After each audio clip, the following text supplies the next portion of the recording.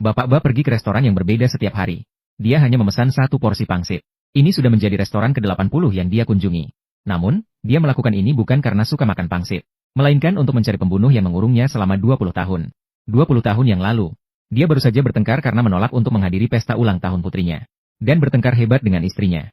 Dan bagi dia, cara terbaik untuk mengatasi masalah adalah dengan minum alkohol.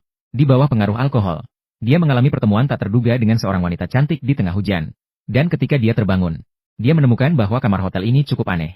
Tidak hanya ada lukisan di balik tirai, tetapi pintunya juga terkunci rapat. Tidak peduli seberapa keras dia mengetuk dan berteriak, tidak ada yang menjawab. Dia baru menyadari bahwa dia mungkin telah diculik. Dan pada saat itu, tiba-tiba muncul asap di dalam kamar. Dia langsung pingsan. Segera setelah itu, seseorang masuk ke dalam kamarnya, mengambil rambut dan sidik jarinya. Dan dia sama sekali tidak menyadari. Sampai dia melihat di televisi berita tentang istrinya yang dibunuh. Dia terlihat sangat terkejut, karena semua bukti yang bisa ditemukan di lokasi, semua mengarah padanya. Dan putrinya yang berusia tahun, juga terpaksa dikirim ke keluarga asuh. Dia langsung hancur. Jelas-jelas tahu bahwa dia dijebak, tapi tidak bisa berbuat apa-apa. Saat lukisan di dinding beralih dari malam ke siang.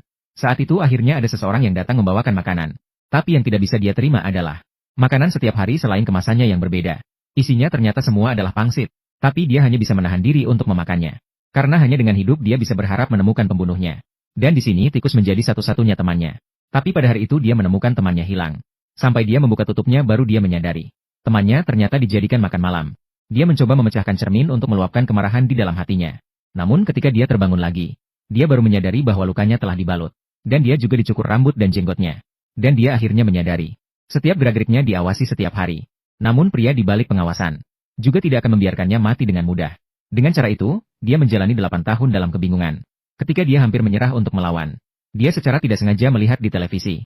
Melihat putrinya yang sudah bertahun-tahun tidak dia temui. Dan adegan ini sepertinya membuatnya memiliki keinginan untuk hidup. Maka dia mulai berusaha untuk menulis surat kepada putrinya setiap hari. Berolahraga. Bahkan berhenti dari kebiasaan meminum alkohol. Sementara itu, dia juga secara tidak sengaja menemukan. Kamar mandi adalah satu-satunya tempat yang tidak diawasi. Dan ada satu bata yang bisa dicongkel. Namun dia tidak bisa terlalu lama tidak muncul di pengawasan. Jadi dia hanya bisa masuk untuk menggali saat mandi setiap hari. Dan penggalian ini memakan waktu 12 tahun baru akhirnya terowongan itu berhasil digali. Saat dia bersiap untuk melarikan diri dari sini, ruangan itu tiba-tiba mengeluarkan asap lagi. Dan ketika dia terbangun lagi, dia mendapati dirinya tidur di dalam kotak. Namun dia telah bekerja keras menggali terowongan selama 12 tahun. Namun dia justru dibebaskan saat dia berhasil. Dia tidak sempat berpikir dan melihat sekeliling. Dia mendapati orang yang membawa payung itu muncul lagi. Dia segera mengejarnya. Dan dia menemukan payung itu di tengah kerumunan. Dia sedang ingin meluapkan kemarahan di dalam hatinya. Seorang wanita yang mengaku sebagai perawat segera datang untuk menghentikannya. Dia baru menyadari bahwa dia sepertinya salah mengenali orang. Setelah